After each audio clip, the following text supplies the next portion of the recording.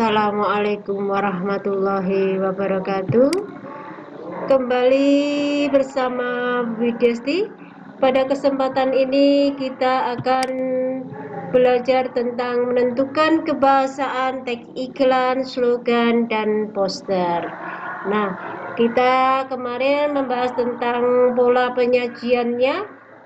Pada kesempatan kita menentukan kebahasaannya. Kemudian di dalam kebahasaannya, di dalam iklan, kita lihat bahwa apa saja yang ada di dalamnya, bahasa yang digunakan. Saya akan menjelaskan satu persatu yang ada di dalam teks iklan.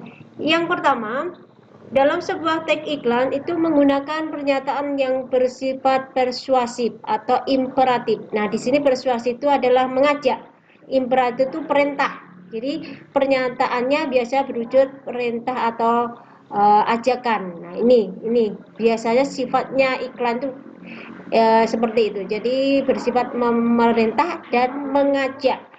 Kemudian yang kedua, menggunakan kalimat yang sederhana, ya, singkat, mudah diingat dan mudah dipahami. Karena apa? Karena ini untuk khalayak yang umum, jadi semua harus paham, maka kalimatnya harus sederhana agar bisa dipahami, akhirnya bisa mengikuti iklan tersebut.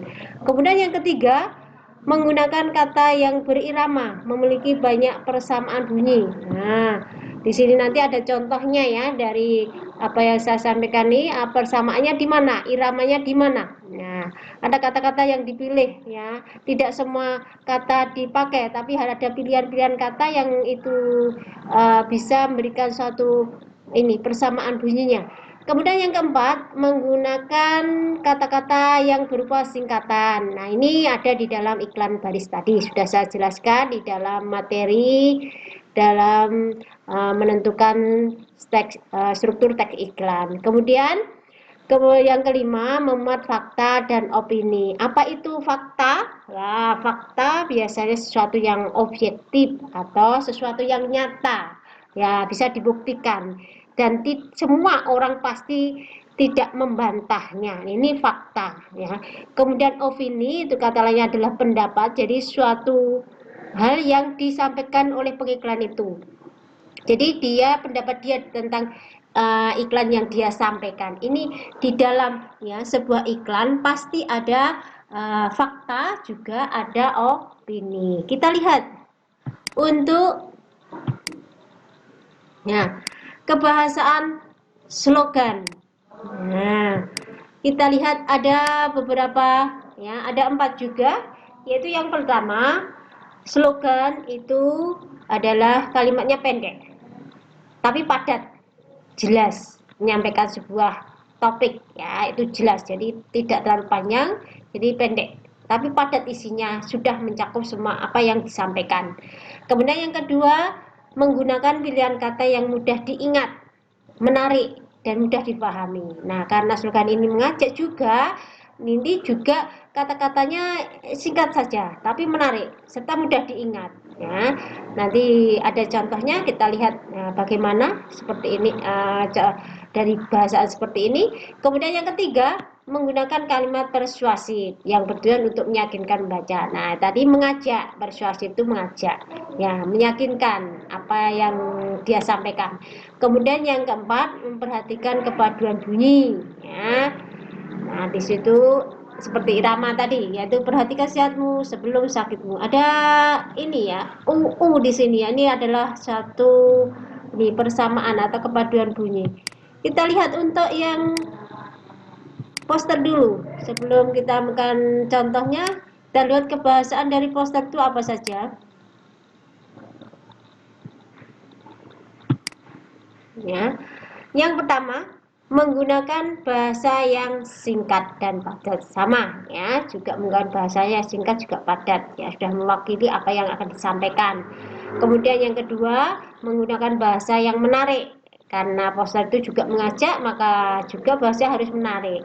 Kemudian yang ketiga, menggunakan bahasa yang persuasif, sama, persuasif itu adalah mengajak, karena poster itu hakikatnya juga mengajak.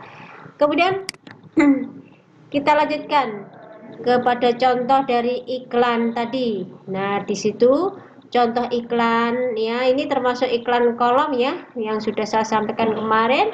Di situ ada Toyota termurah ya, New Avanza ready stock. Nah, pasti oke, free hadiah tanpa undian. Nah, ini disertai dengan gambar mobil. Nah, ini iklan kolom, yaitu lebih panjang dari iklan baris. Nah, kemudian contoh slogan. Nah, perhatikan sehatmu sebelum sakitmu. Nah, tadi ada persamaan bunyi ya di situ. Perhatikan sehatmu sebelum sakitmu. Nah, di sini ada irama tersendiri. Kemudian bersatu tiga teguh, bercerai kita runtuh. Nah, ini adalah contoh dari sebuah slogan.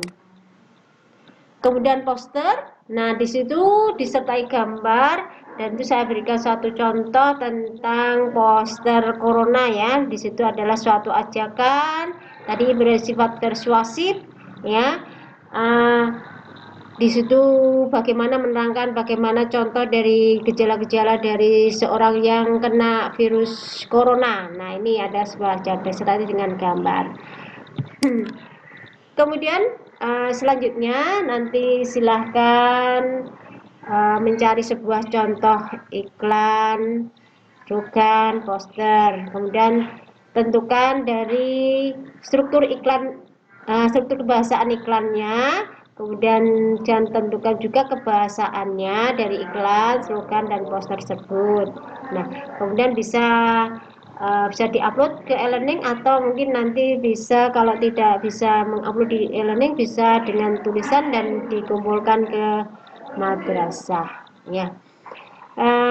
Demikian untuk materi kebahasaan iklan, slogan, dan poster. Nah, kita akan berlanjut nanti sebuah materi berikutnya, yaitu tentang menyajikan teks iklan, slogan, dan poster. Dari saya sekian. Wassalamualaikum warahmatullahi wabarakatuh.